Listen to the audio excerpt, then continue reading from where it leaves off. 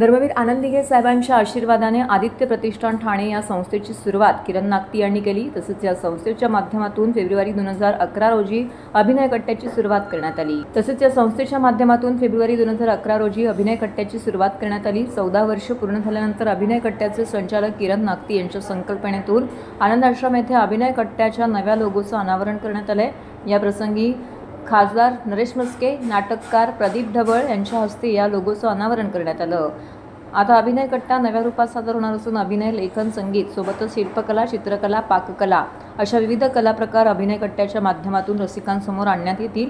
या प्रत्येक क्षेत्रातील मान्यवरांच्या मुलाखती घेण्यात येतील। प्रसंगी शिवसेना महाराष्ट्र सचिव राम रेपाळे, विलास जोशी तसेच अभिनय कट्ट्याचे कलाकार सुशील परबळकर, कदीर शेख, महेश ससाने, महेश रासने, सहदेव सालकर, संजय पवार, अशोक कदम इत्यादी कलाकार येथे उपस्थित होते।